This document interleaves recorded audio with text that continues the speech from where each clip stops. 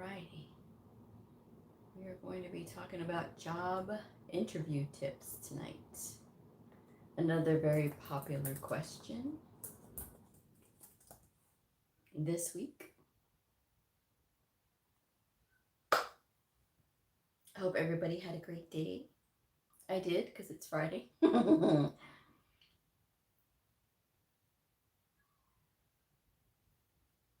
So I'm going to wait a couple more minutes to give people time to get in.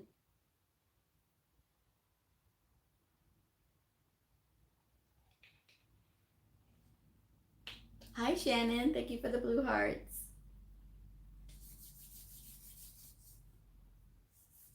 Okay.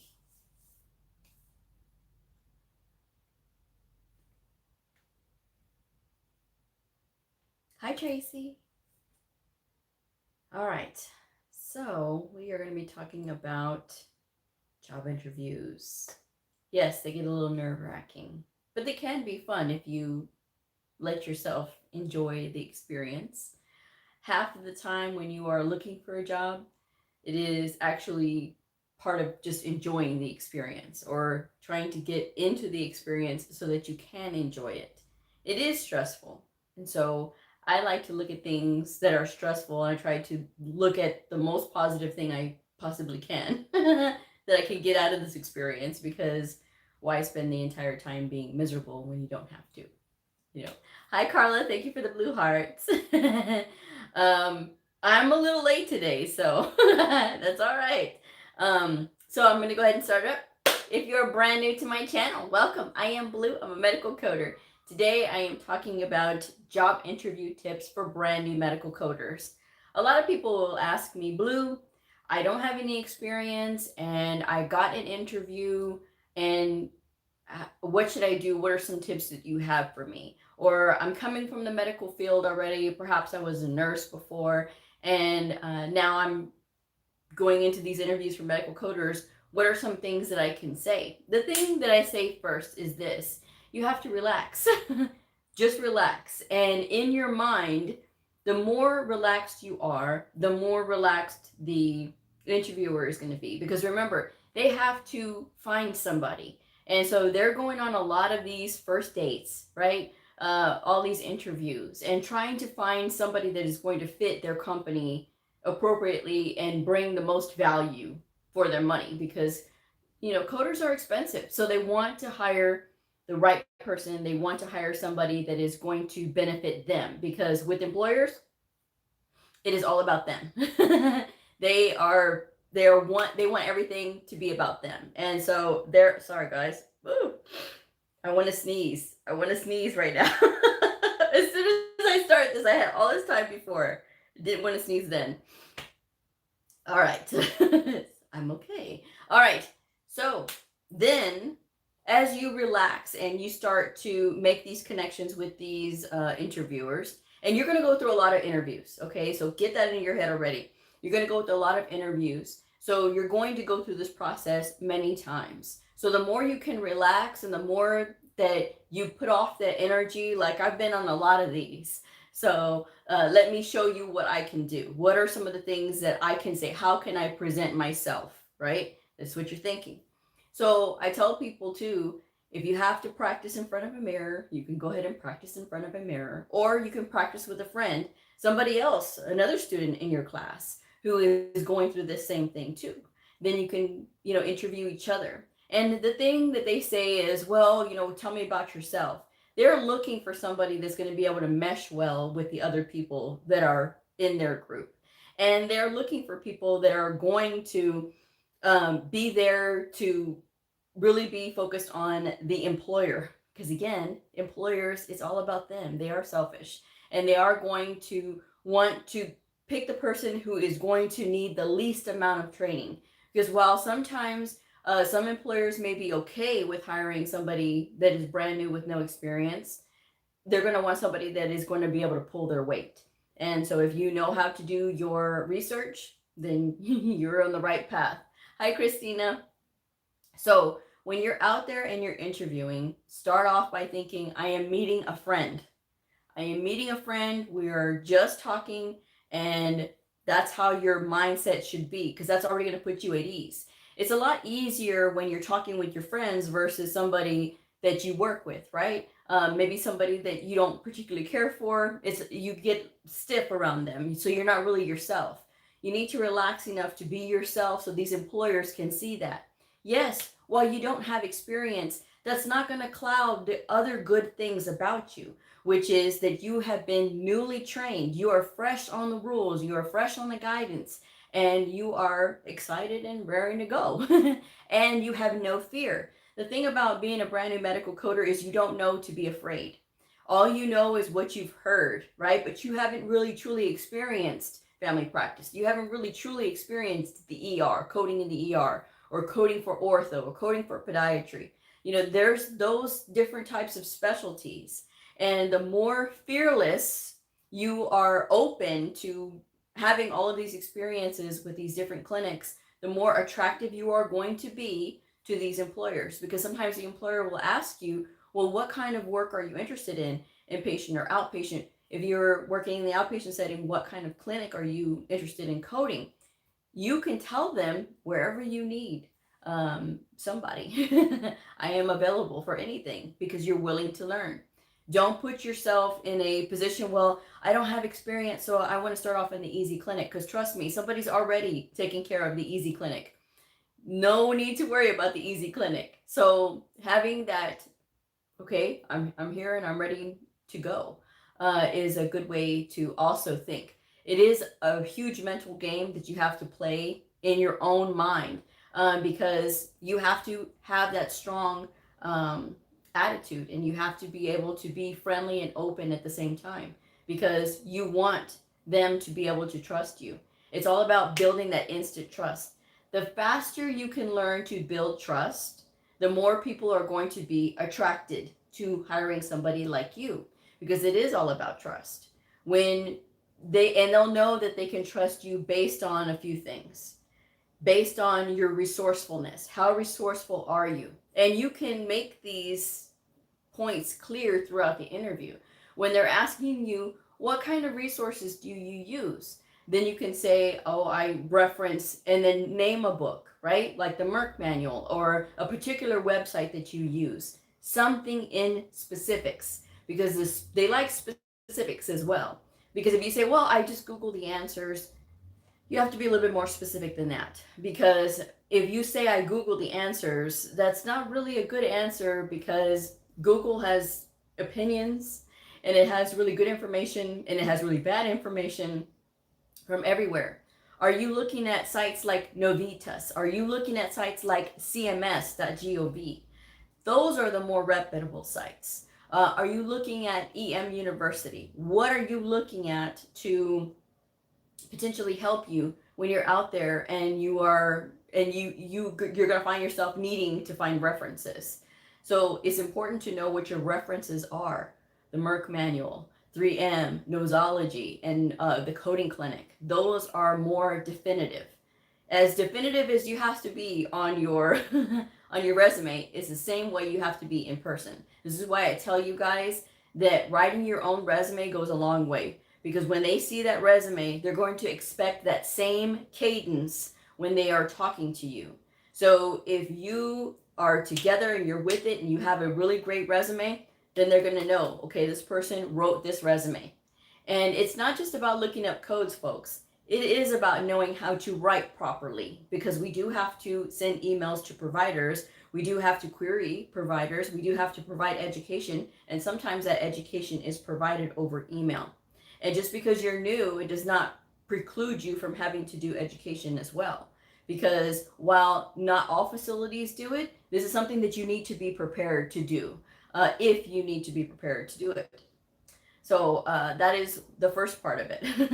The other part of it is, if you are doing a virtual interview, you want to make sure that you are in a good space, that you don't have a lot of chaos going on in the back, because especially if you are, this position is for working remote, you don't want to have a lot of chaos going on in the back. You want to be able to show immediately that you have a safe and secure place that you can be able to work, and that would be conducive for working, because they're not interested in knowing what's going on in your home. They are interested in knowing what is going on with you personally, as far as like how your workspace is going to go. That's what they're interested in. Tracy, this video is just on time for you, Tracy. Hi, Aurora. Hi, Yvette. Thank you for the blue hearts. So that is the thing. And make sure that you're dressed appropriately for an interview. You want to look your best. You want to look your Sunday best, your business best. That's what you want to be when you are in an interview. Okay, so not excessive piercings. Just make it plain, simple, classy. You got it. So you want to make sure that you do all those things. Look for inspiration, as far as like if you have to Google business attire, you can do that as well. So just on those things, it's the details, yes, but the details do matter. And especially when you're trying to impress these people, oh yeah. And people will ask me, should I send a thank you note at the end of the session, at the end of meeting them? Should I send a thank you email or something? Absolutely, you can. If you have the email of the person who interviewed you or whatever, of course, you can say thank you for taking the time to meet me. I look forward to working with you, not working with you, but because that would be like, yeah, you got the job. But just thank you for your time, and I appreciate the conversation. It's something very simple, just plain and to the point. And sometimes they'll call you and sometimes they won't. And sometimes they'll tell you, well, we went with another candidate. It's important that you guys don't go after them and ask them, why did you pick somebody else? Because I've heard from people who do that. And I know that they want that genuine feedback, like, why didn't you pick me? But know this, employers are going to have the attitude of, I don't have to explain things to anybody. And so that's why sometimes they won't call people, they'll just ghost them completely, which is wrong. But I mean, people do it because they don't want to have that awkward interaction of, well, we went with somebody else. Well, why? Because the other person had more experience. And nobody wants to go through that. So that's why a lot of employers won't do it. But it doesn't mean that you can't take the high road, which is thanking them for their time. You enjoyed the conversation, and that kind of thing. So that's what you want to do, something like that. So you can leave the door open for that kind of relationship building. You never know who that person might come back, and circle around. Because like I said, when I got this job here, I had applied once, everything went great, and I didn't get it the first time, but I got it the second time when I took the second run at it, and they knew who I was because we had such a good interview. So this job was meant for me. That position, the first position that I had, though, it was not, that I had applied for. It was not for me, but the second position was. So everything happens for a reason. So if you don't get a job at a place that you really want, there is a reason for it. So just keep that in mind. It's not personal. This is something that all new medical coders go through. And if you say, well, Blue, I just want to know like everything that they could possibly ask me, there's almost no way to know, because every facility has a different set of parameters as far as like what they want to look for in a particular coder. For some places, they are heavy on medical terminology and anatomy. And some places are really heavy on the medical coding side or the E&M side. So it really all depends on where you're working and what you're doing. You should have your books available, especially if you're doing a virtual interview. If you're going to the place, you can ask them when you're setting up the interview with them, do you want me to bring my books with me? And that is totally fine, totally acceptable. If you don't remember, it is totally okay to bring them with you. I've seen people do that. There's nothing wrong with it. It's good to be prepared. Some of the questions they may ask you are things like anatomy, basic anatomy questions. basic medical terminology questions. I was asked what was diabetes mellitus, what code series is this in, what are some of the sections in the back, right? What are the spines, right? The levels, cervical and thoracic, lumbar, sacral. That's what they were looking at. And what did I know about that? So those are just some basic things. And I was looking up codes as they were asking me, what is the code for this? What is the code for that? What is the code for mom and baby, or mothers for maternity this, or for babies that? So they're going to throw some things at you, and it's going to be a variety of things. But the important thing is to do your best and to speak clearly. You have to be able to speak clearly. If you mumble, or if you say, yes, everybody has that moment where they're trying to think, but the best thing that you can do is to, if you can't think of something right away, is to repeat back the question, because that will give you a couple of seconds to kind of think of your response and then come out with a response. So you don't want to look at things that you think that they're going to want to know, right? Don't say it in a way that you think that they want to hear, because they're going to know, they're going to be able to see right through that. So you want to make every answer to be as candid as possible, but as professional at the same time. So just remember that one. It's important that you have some knowledge of your own hobbies. Sometimes they'll ask you, what are your hobbies? If you say, well, I don't know, or Xbox, or reading. Okay, what books do you read? Shakespeare, or I read books about gardening. Something specific. Always name something specific. Don't name a general thing. And it's better to make your hobbies as wide ranging. It's whatever you do. If you travel, name the last really fun place that you went to. If you do gardening, what do you garden? What do you plant flowers? Do you plant fruit trees? What do you do? Do you raise animals? You know what I mean? Like, that's the thing that you want to be able to say in specifics. The more specific you are, they're going to say, okay, this person is really detailed.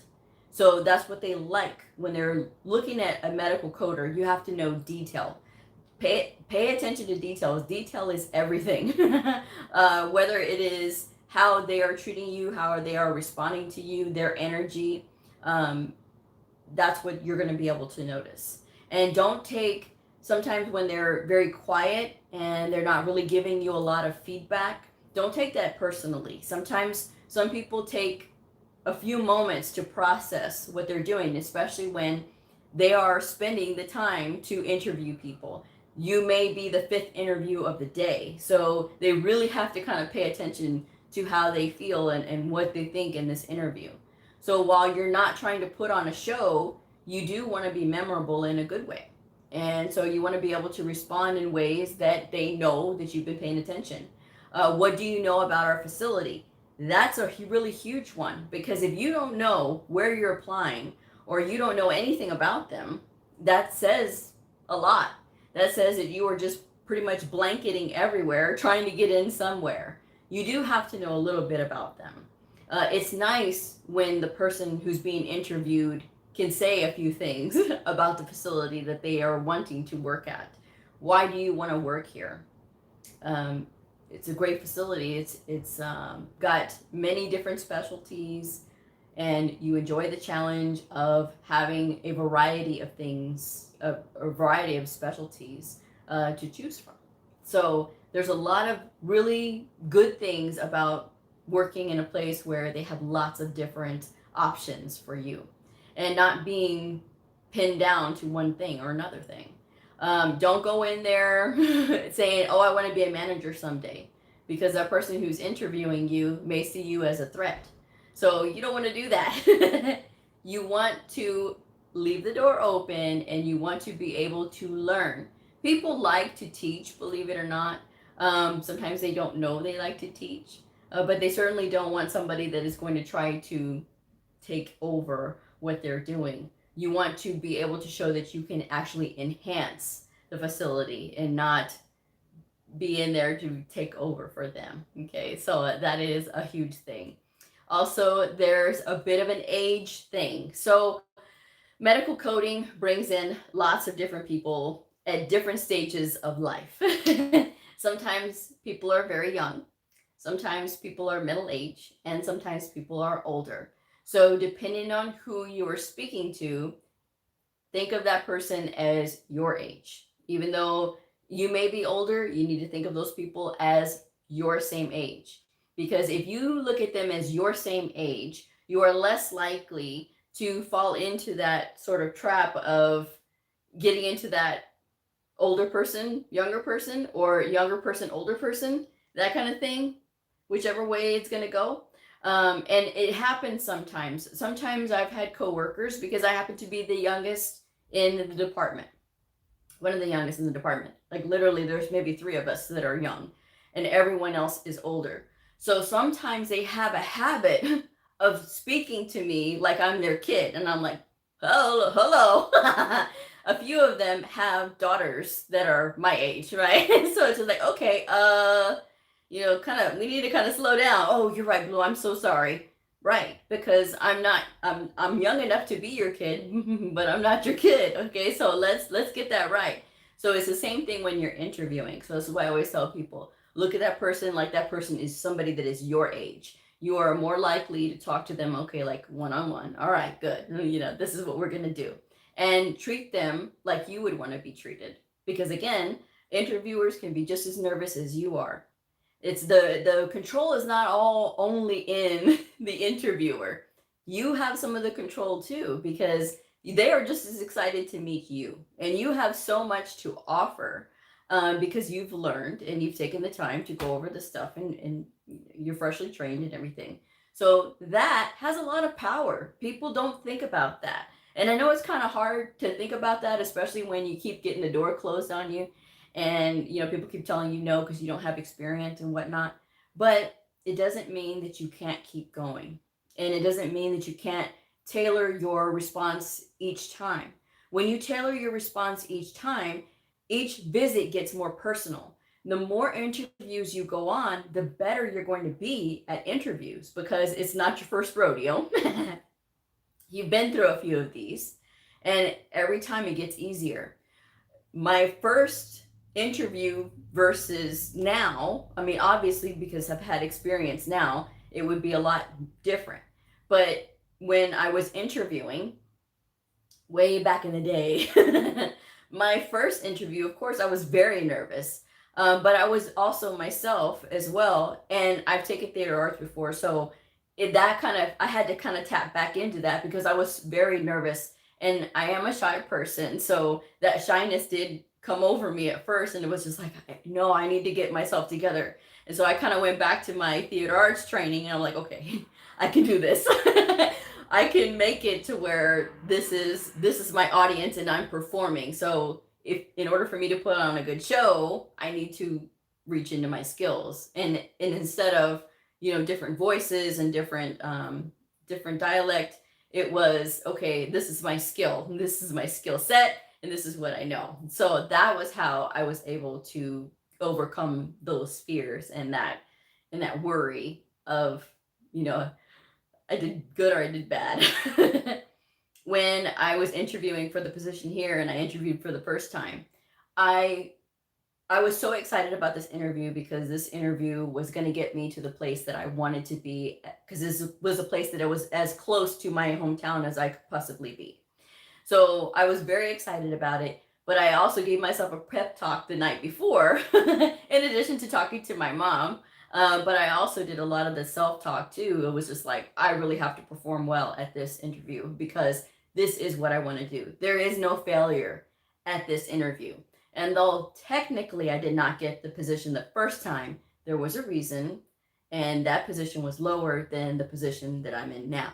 So this position that was higher was meant for me, and I only had to wait a few weeks. And being stubborn and still applying anyway, even though I was rejected the first time, still in it, and then that got me in. And so now look at me, and look, here I am. So because I wanted it so bad, and I went after it, and that's what I did. So sometimes when you want it so bad and it doesn't happen right away, it's because there's a reason. The second time when I went after it, the same thing was when I got it, because that was meant for me. So you need to think about that when you're getting these rejections too, okay? That it's that position was not for you. Something about that position was not for you. You will find your coding home, but it takes diligence and it takes research and skill too, because looking at all these places and looking at the feedback from the employees of that place and trying to find your way in, if it is really what you want to work and be doing, you will find a way. Okay, it's not about everything being handed to you. In this field, nothing is handed to you. Not the knowledge, not the job, not anything. Everything is that you have to work for it. And while it is frustrating when you finally get that fruit from the tree of medical coding, oh yeah, it is the best feeling in the world. But it does take diligence. Um, Hi, Ellie. Hi, Mohammed. Oh, thank you.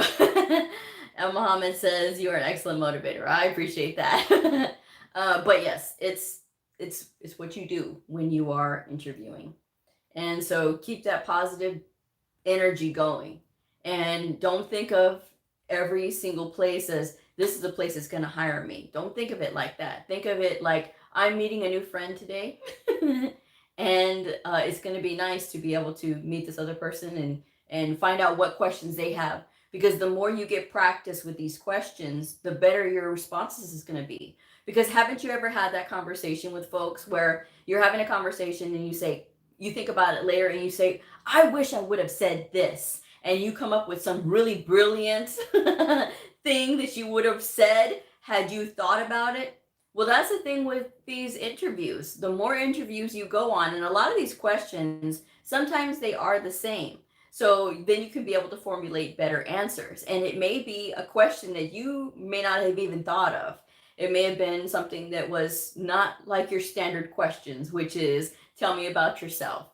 How did you handle a situation where you didn't agree with your manager? What did you do? What about a disagreement with a coworker? How did you handle it? If there was a irate customer, how did you handle that? You know, there's ways of answering those questions, but you always want to make sure those turn around into a positive. So then you can recall times where you've had an experience like that, and what did you learn from it? And even if the experience was bad, you don't have to say, well, it was a bad experience. You can always say, you know, I did have a situation like that. This is what happened, but this is what I learned. But let me tell you what I learned. I learned the response of my own responsiveness to this kind of stress and this kind of situation. How did you handle that stress? Well, I reflected later on how I did and how I performed and that kind of thing. So you can kind of work your way around those things that way. It's really kind of hard to think of a scenario where you would say something like that. But at the same time, you guys know what I mean. When it comes to learning from your mistakes or learning from things that happen to you, we all learn something. To me, sometimes some of the things that I learn is I need to speak up for myself, because sometimes like I'll be so shocked at what's happening that I'll be speechless, you know, and I've been speechless a couple of times, and it's just like because I literally was trying to absorb what was happening, but instead of remembering to speak up for myself, I didn't. And so that's one of the things that I would say is remember to speak up for yourself and to remember to speak in a way that is not emotional, because sometimes when you're upset you get emotional and things get a little bit spirited. You want to make sure that you learn from those things and that your employer is going to know that you're mature enough to be able to handle whatever the situation brings at you, because that's another thing they're going to say. How do you handle stress? Because it is stressful. It does get stressful. Medical coding does. You're going to have deadlines. You're going to have productivity. You're going to have accuracy standards to meet. And sometimes people get overwhelmed with this. But it takes conditioning. It takes conditioning of your mind, and it takes conditioning of your body, because you got to be able to sit for long periods of time and be able to concentrate And if you are easily distracted, that's something that you have to work on. And keeping your body limber as far as like getting up at certain times of the day to be able to stretch, taking plenty of water breaks. These things are important. I talk about, these things a lot, but it is important. So just make sure that you're keeping that in mind. LA blind date. That's what I say all the time. It's basically like going on a blind date. Hi, Elinda. I hope I said your name right. Miss Gonzalez. Hi. So Mohammed.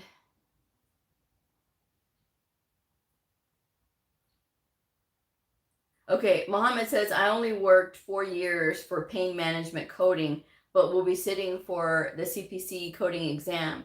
Can I still get a job without coding experience? But you just said that you did pain management coding. That's experience. For 4 years, you did pain management coding. That's coming in with experience. Okay, good. I'm glad I said your name right. But yes, so I'm not really sure what your question is there. But anyway, like I said, have fun on these interviews. And, you're meeting people. And the more you show good people skills, the better. There's tons of TED Talks out there about how to present yourself and present yourself well to be able to speak and speak clearly and things like that. So that is what you want to practice. Not everybody is good at that because that's not what we're trained to do, right? And these things are supplemental and it will help you. The more that you start to relax when you're speaking in public or when you're speaking in these interviews, and the more clear you sound and not like you're whispering and you could hardly hear, and they don't want somebody who's like that, because if you have to be the one to talk to the provider, they're going to get irritated with you really quickly if they can't hear you. So you want to make sure that you are speaking clearly. It's not like you're going in there with no knowledge. You are going in with some knowledge, and that some knowledge being in coding. Now, you may not have experience, but we all started with no experience. So you want to make sure that you're okay with that in your own mind. And you know that everything's going to be okay. Everybody was new at one time. Tracy says, one of your videos is used in my current coding class as part of a discussion question. Ooh, is that good or bad? Oh, well, I mean, either way, I guess it's a good thing,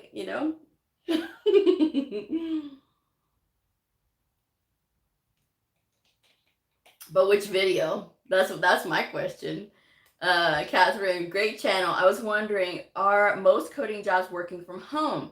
I really am hoping to get a work from home job as an entry level, but I don't know how realistic that is.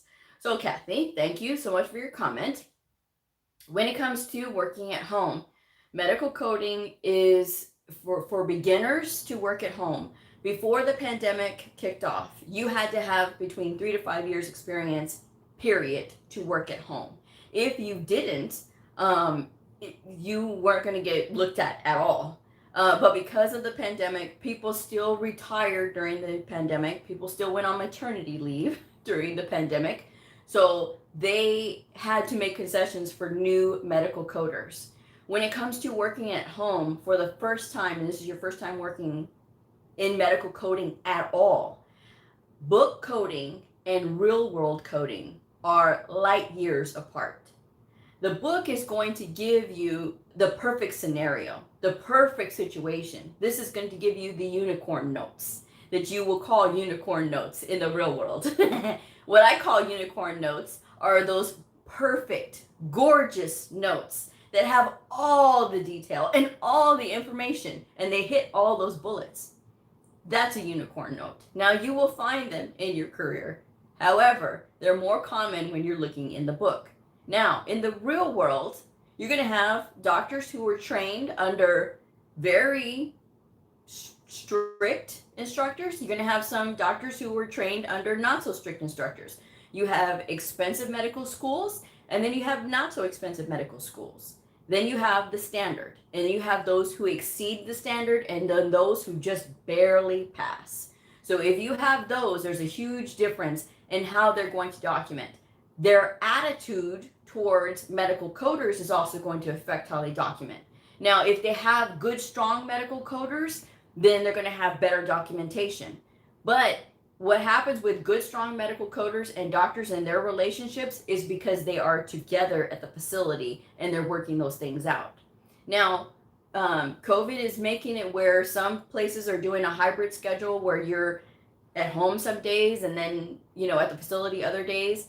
They really like you to be at the facility sometimes because they want the providers to be able to have access to the coders. Whether you have a 5 years experience or no years experience, you are a coder in their eyes. So you are there to help them. And that's what they want. So is it realistic to expect a remote coding job at home right out of the gate? No, it's not realistic. But it does happen, but you really have to work for it. Because sometimes you can apply at a place that you have to physically go, and they will send you home. They'll say, okay, right now, because of COVID and everything, we're going to keep the people at home, but you do have to be here for meetings and things like that. And that's a good compromise. That's a good way to think about it too. But when you're working at home, now it depends on if you've ever worked at home before. And if you've ever worked at home before, then you know there are times when you're going to get distracted. Medical coding and having to read these charts is a completely different thing. It's a completely different thing from doing telephone work, which I worked for 1 month in a call center. Never, ever again. But I remember how that phone would ring and ring and ring and ring. Well, this is not like a ringing phone. You're literally having to sit there and comprehend what you're reading. Then you got to translate that into codes. So not only that, you won't have veteran coders around you to ask questions. This is why I always recommend to brand new coders, if you're going to get a job, you always want to go someplace first so that way you have exposure to other coders, because there's going to be things that are not covered in the book. There's going to be things that veteran coders, when you find a good mentor, that they're going to be able to help you with. You may find a good mentor, you may not. It really all depends on the person, because sometimes veteran coders, they don't want to take a new coder under their wing because nobody taught them. I am of the opposite thought. If they are new, I want to make friends because I remember what it's like to be a brand new medical coder. And I always think it's great when you can mentor new people, which is another reason why I have my channel. But when you think about it, not everybody has the same thought. And sometimes people get jaded after a while being in the field, and they change their mindset. It really all depends on how motivated even the veteran coders are and how the leadership is about coders motivating each other. Some leaders are really good about motivating everybody to motivate each other. That's a sign of a good leader. I had a leader like that once. And then you have the other leaders who are just ready to tell you what to do, what you did wrong, and how you're always going to be wrong. And that's no kind of way, because that leads to a decrease in morale. So that is the two sides that you're going to get. But working in the facility, you still have access to the providers. And when you have to query those providers, or when you have to provide education to them, they're going to at least know who you are. So it's a little bit harder for them to avoid your email when you are at the facility versus if you're working from home. And if you are doing contracts and things like that, that's something completely different, because that's usually like working on backlog, and there's not a whole lot that's expected. But it's just one of those things. But I always recommend to new people not to work at home. A lot of these schools will sell working at home. Oh yeah, just to get people to sign up for this. And while you can eventually in the future do that, in the beginning, that's not where you want to be. You want to be with other coders, because it's going to help you to be able to learn more. And then being with your providers, and if you have to do that, it's even better, because then you get to grow together. That's what my providers and I did. We grew together. A lot of them had never had access to coders, like hands-on in front of them, coders, before. So they had come out of residency, and then they would get to the hospital, and then that's it.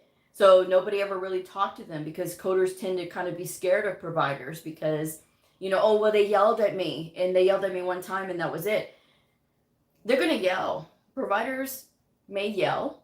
Some providers may be very nice. You have to keep in mind that these people are very intelligent, and doctors have a different way of communicating. Their ways of communication, you will see it on their notes, right, and how they document. Some will write like poetry, and when you see it, it's the most beautiful thing in the world. You'd be like, oh my gosh. Some of them will write like how they speak, and they'll say things like, the bottom line is, and then they'll go on and they'll say their dictation. So, and then you'll see some other ones that are very to the point, with nothing else extra and hardly any detail, and you're like, okay guys, come on. So because you have a variety of personalities and different ways of documentation, you're gonna run into things where you're going to need to get clarification sometimes. And so them having access to you and being able to ask questions is going to open up that Pandora's box of communication, and it's so much better. I tell people this all the time. I think some people don't believe me, but it does make it a lot better. I know for me, part of why I love medical coding so much, aside from the reading, because I really am a book nerd, is just my providers themselves. They're different personalities. And yes, well, some of them make me want to tear my hair out some days. I did tell you, I don't remember, Blue. There's more days that are more positive than anything else. And at the end of the day, they're learning from you, and you're learning from them, because you can ask them questions as well. Sometimes this stuff is not going to make sense. Whatever's on the note, it's not going to make sense. But even when you Google, what is this condition, and you try to look it up in the Merck manual, or you try to look it up through this other website, and it's not going to make sense until they explain it. And when they explain it, then the light bulb can go on. It's like, oh, now I get it. So, let's see. Tracy says, very good, because that's how I found your channel regarding abstracting and auditing. Oh, okay. Good. Rosie says, hello, Blue. Thank you for your help and encouragement, and you taking the time to be here for us. Oh, you're welcome. And thank you for the blue hearts. Shamika says, I just graduated from school for medical coding. This program has trained me to sit for the CCA, but all the jobs I've searched for are asking for the CCS. Should I bypass the CCA and go for the CCS? Ooh, that's a good question. Let's put a pin in that for a second. Tracy says M. O-P-Q-R-S-T.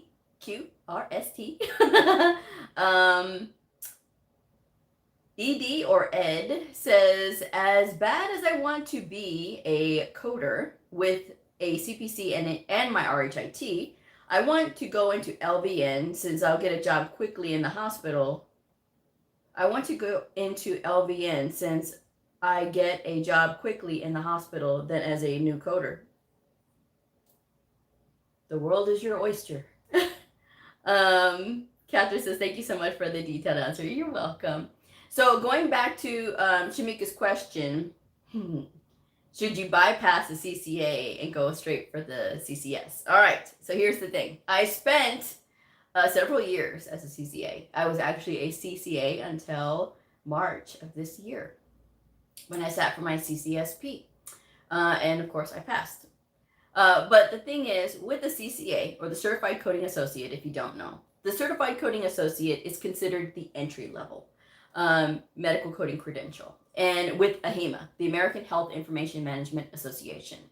This credential says that you are entry level, that you know both the inpatient and the outpatient coding, right? And that you are basically brand new. And that's fine. The CCS is the Certified Coding Specialist. That is considered the gold standard of medical coding credentials, which is why you'll always see it asked for. This says that you have mastered both the inpatient and the outpatient setting. So you know how to use both the ICD-10 PCS book and the CPT manual. Okay. Both the CCA and the CCS say this. The CCA is a 2-hour exam. The CCS, is a 4-hour exam. Now, the CCS is not easy. Neither is the CCA. But when you look at the pass-fail rates, the CCS is pretty tough. This is not an easy exam to pass because this is why it is considered the gold standard. You have the best of both worlds in this one credential. Same thing with the CCA. The CCA is actually the victim of poor PR, I want to say, because a lot of people will trash talk the CCA, which makes me upset because for somebody that's brand new, that they've been able to pass this exam, which this exam is no easy feat to pass either, okay? It's very hard to pass. And when you pass it, you know both inpatient and outpatient coding. So what is the big deal? Now, the CCS, yes, this says you've mastered it. But the CCA says you also can do it too. So, why wouldn't you, you know what I'm saying? And if one person has CCA and one person has CCS, and they're both brand new coders, they're gonna know about the same thing, okay? The CCS just says that you've taken a longer test.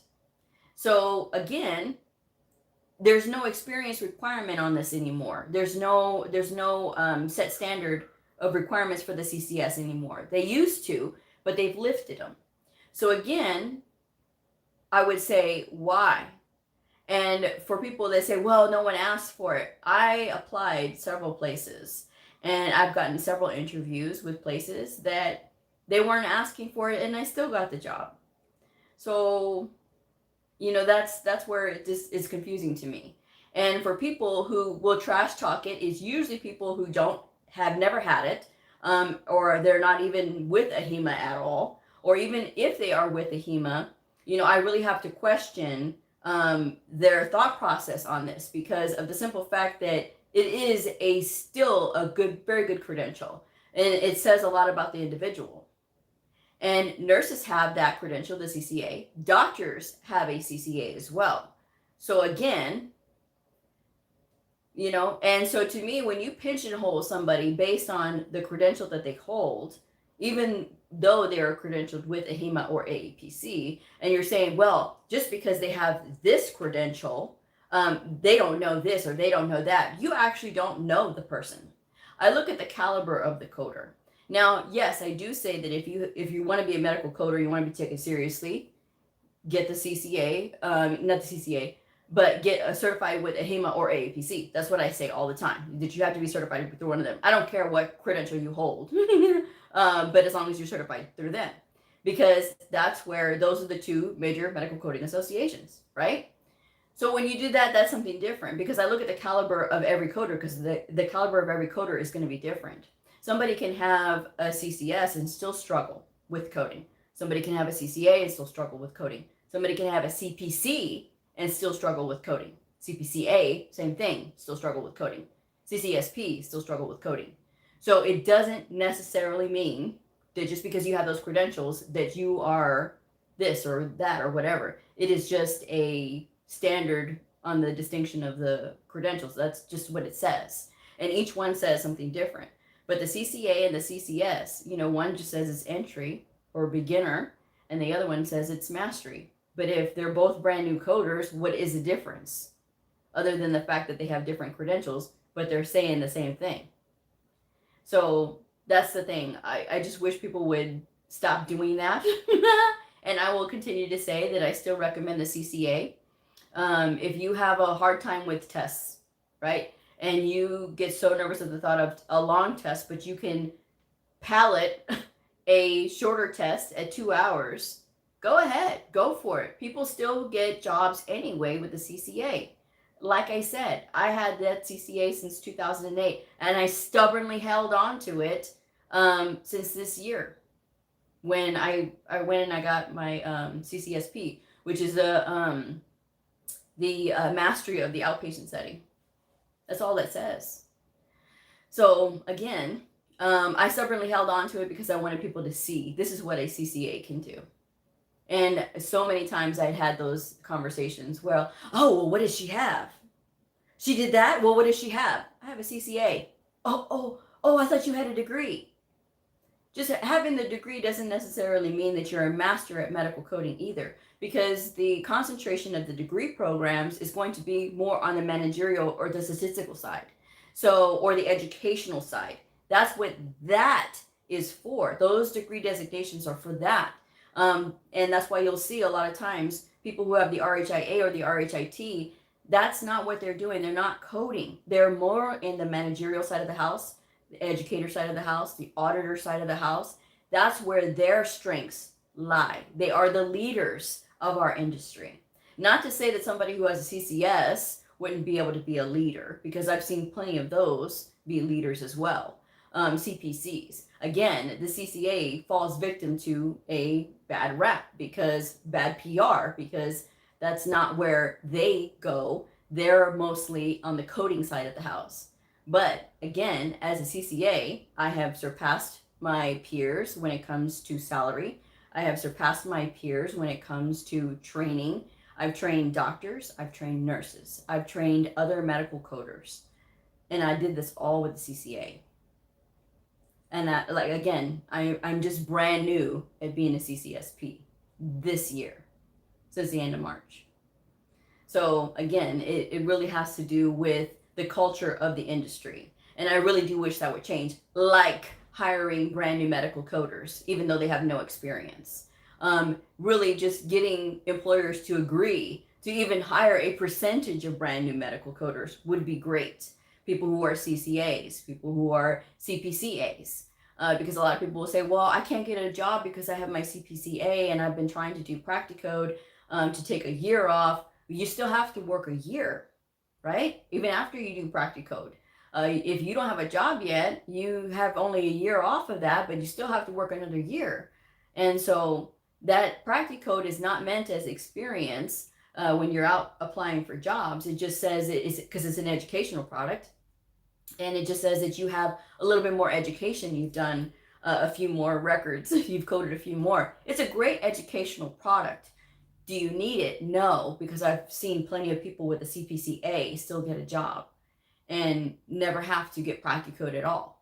And so they do a lot of real world stuff, or they work from the workbooks so they can get extra practice, so they can start to feel more confident. At least that's just what I have to say on that. Shamika says, thank you so much. And I love the blue hearts. Thank you. Tracy, can coders work on the billing side as well? I would like to do both. And that's great, because that's where a lot of medical coders will get their start, is in the billing side. If you can't find a job as a medical coder right away, the alternatives, because there are alternative positions that are not coding, but they are going to get you some exposure to the codes, so that when you have a little bit more time in, you can start to apply for those medical coding positions. Medical billing is a great place for new medical coders to start, because medical billers do not have to be certified to be a medical biller. Yes, there are medical billing credentials out there. They are a gimmick, and I will say that they are a gimmick. Why? Because when you look at these job postings for medical billers, they're not even asking the person to be certified. They're asking for the person to either have experience or to either have a high school diploma or a GED. And that's all they're doing, because billers process paperwork. That is where their technical ability lies, to be able to collect the money from the patients sometimes, right? They're doing that and applying it to the charges and stuff, deducting it from there. And they're getting records from the coders to go ahead and submit to the insurance company. The insurance company either sends them a check or denies it and tells them, okay, then you got to kick it back to the coder. And so that's what they do. So you can learn a lot being a medical biller. But this is a great place to start. It's a great place to make connections. And when you go in there and you don't need to be certified to be a biller, but you stroll up in there with your medical coding credential, now you are in a really good position, because you have that knowledge to understand why an insurance company would deny a claim. Because sometimes billers, even though some have had experience, sometimes they don't exactly know the technical reasons why, and they have to kind of like get consult from a coder and be like, okay, well, why? Or sometimes I will get emails from billers and be like, I don't understand why this would be denied. And I said, oh, okay, yeah, because there's this rule in the book and this and this and this. Oh, okay. And so that's when things start to make more sense to them. So again, it really all depends on the place. So getting a start in billing is a great place to start. But even though you're working in billing, it doesn't mean that you don't have to stop applying for jobs as a medical coder. That's what you can still do. Prior authorizations is another, it's another different way, another path to getting to be a medical coder. Prior authorizations is a cousin to the billing, right? Because you're going to get a chart or you're going to get an encounter from the provider, and he's going to say, look, I want to perform this procedure on this patient for this diagnosis, and call the insurance company, see if they'll accept it, they'll pay it or whatever. The insurance company says, no, you don't have any supportive documentation. So it's up to you to go through and make sure there's nothing that was missed, and then get with the doctor and say, okay, well, they're not going to do it because this diagnosis does not support this procedure. Is this a procedure that you want to do? Or maybe this needs to be another code. Actually, maybe you're thinking of another code, and that's always possible. But a prior authorization specialist is going to be able to look up those codes as well. So again, getting exposure to codes and being able to move on from there, because you'll have had experience, and it'll be in a certain specialty or a multi-specialty. If you are in a multi-specialty, that's a great time to start writing down all those specialties that you're in, so that way that you can build your resume from there and have all those skills detailed on there. Just saying. I did a lot of PAs prior. See, so you understand. Christina, I may only be halfway through my program, but I am thinking of looking into risk adjustment. Thank you for reminding me about that, Christina, to get started with some experience. Tracy, oh, you're welcome, Tracy. Risk adjustment, or HCC coder. Sometimes it's listed as HCC or risk adjustment. People get excited about this. Now, I have seen job listings for risk adjustment that say that they don't even want the person to be certified. They're not even looking for the person to be certified as a medical coder at all, just a high school diploma or a GED. Sometimes they will say you must be certified as a medical coder, and that's fine, because as medical coders we can do risk adjustment. Okay. Now, risk adjustment is just diagnosis coding only. There is no evaluation and management. There is no procedure coding. This is a great place for coders to start. However, there is a time limit to this. If you are wanting to be a full-fledged medical coder, meaning that you do but you do evaluation and management and procedure coding, right? You want to be able to do this. Risk adjustment is a great place to start to get familiar with diagnosis coding. But if you start to stay there for a long time, and a long time being over 2 years, then you're going to start to forget the procedure coding and everything that you learned in school about evaluation and management. You don't want to lose that. You want to be able to maintain those skills. Don't lose those skills, even if you get a job as a risk adjustment coder or HCC coder, right? You don't want to lose those skills. So while you're there, continue to practice, continue to work on your workbooks and things like that, so that way you can still be able to retain all of that information. You don't want to lose it, folks.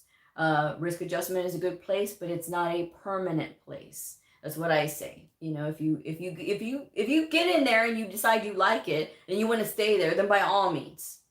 But at the same time, you may lose out. You may lose out if you stay stuck. Okay, so don't stay stuck.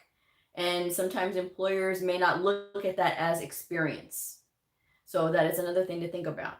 Okay, because they're going to say, well, you didn't do all the things. You only did risk adjustment. You didn't do any procedure coding. So that's why you want to stay on top of those. So when you are getting tested by the employer for their tests, then you'll be able to still maintain that.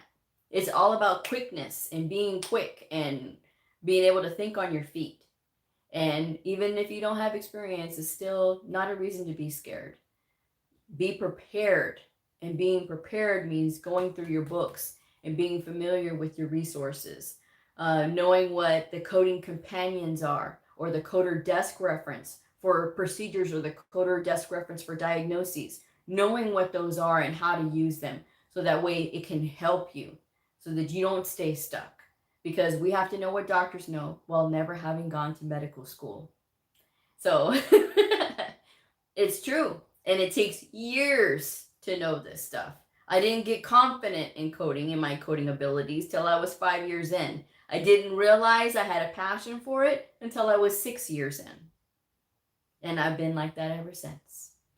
So, Ellie says, can medical coders work as a medical records clerk for a start? Yes, that is another place to start off as a medical coder, is in medical records. Why? Because while it may not give you, it won't give you exposure to codes or doing any of the coding, it will put you around the people that you need to be around that are going to be hiring for the coders. Well, we know so-and-so that works over in medical records is a certified medical coder. We need a new medical coder, and they have a really good work ethic. They're a really good worker. They're a hard worker. I see them here every day. They volunteer for extra duty. They do all of these things. Let's go ahead and give them a try. Making those connections and putting yourself in those situations where you're going to be in those good areas to make those positive connections is a start. So working in medical records is a good way to get in, because it's a lot easier for employers to move somebody up or make a lateral transfer rather than hiring somebody from brand new from the outside. Because think about it, promoting from within, it saves them money in the long run, because they don't have to do background checks. They don't have to do all that, any other kind of tests that they have that they will do for medical coders. They don't have to do all of that, right? Because you're already working in-house. So you should have already gone through all of that. So it's just a matter of doing other things like reference checks and all this other stuff, background checks. Sometimes they're going to be more specific.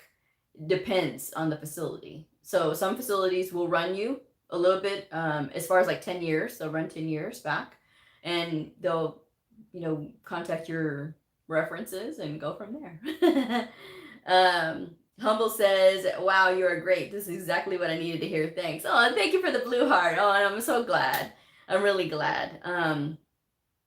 And sometimes people will think, well, if I can't get a job in medical coding, then that's it for me. The alternative jobs, like the billing, risk adjustment, working in medical records, and working in prior authorizations, those are alternatives that can get you in. You really do have to kind of surround yourself in the areas that you want to be in, and be around the people that you want to be around, or that you want to be like, so that way you can be able to reach these goals that you want.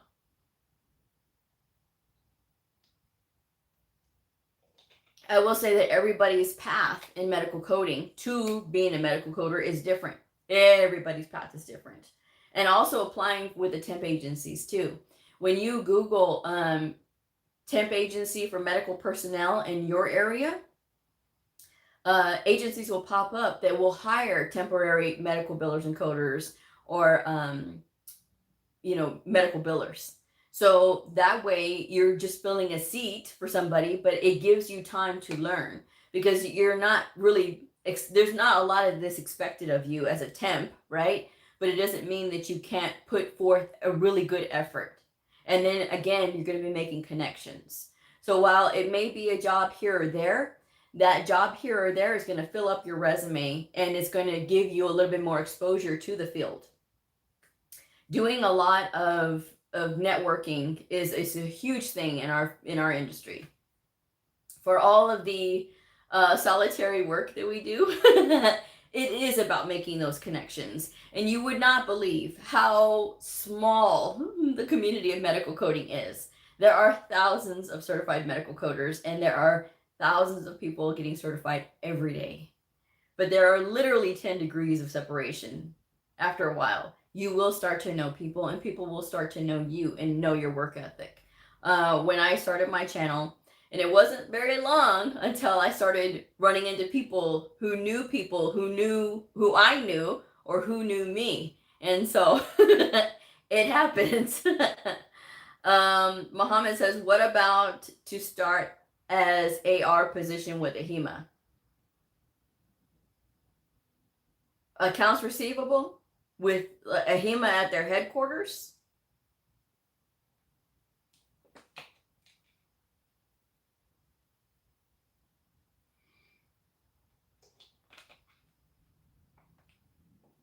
I'm waiting on you.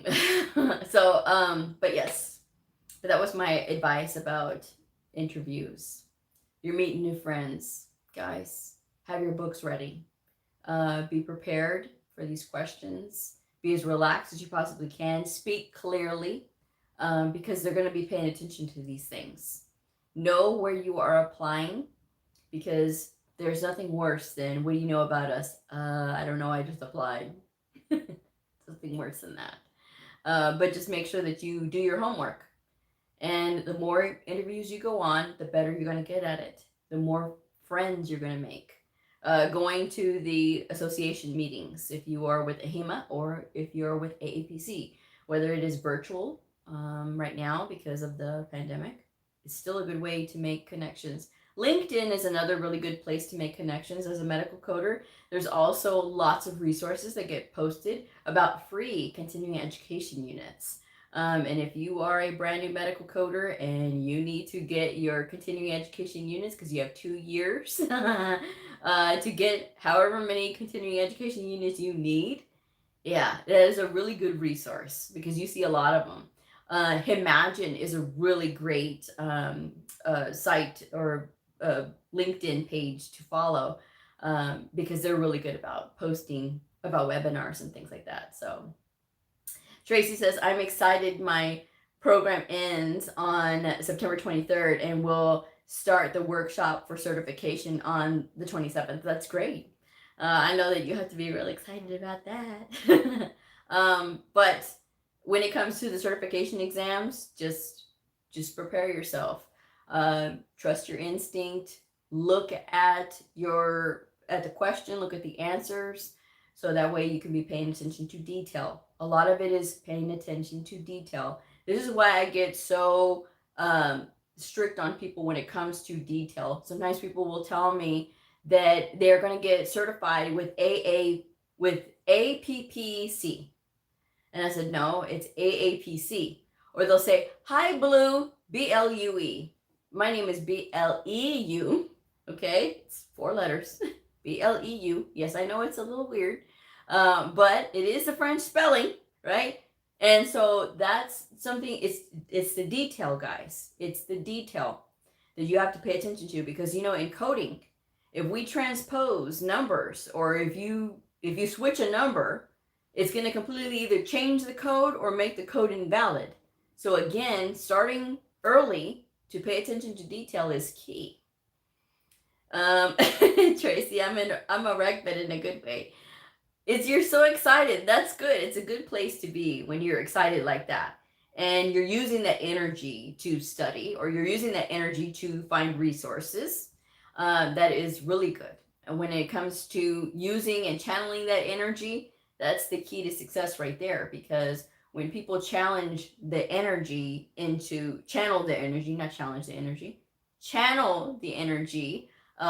either helping them study or motivating them to apply for jobs and things like that, getting creative with their approach to finding a job, be it through networking or building a better resume for yourself.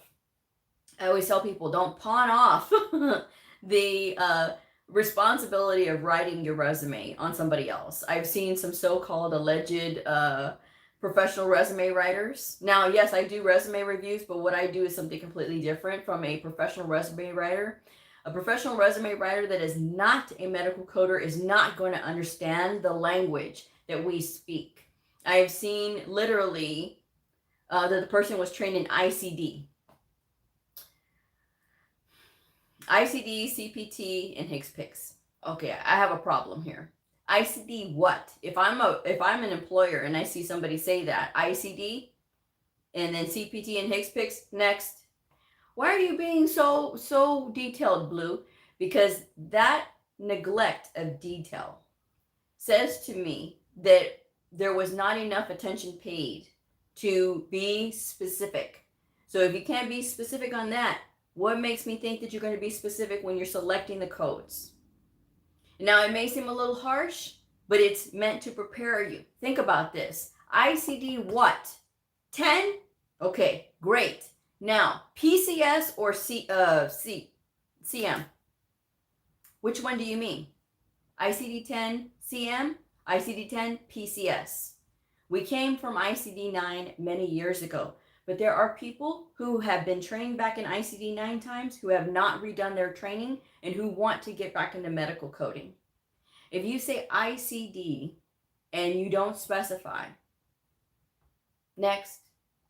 Because sometimes your resume is going to go through a gatekeeper, like these software programs, and it's going to be looking for what's in the job posting.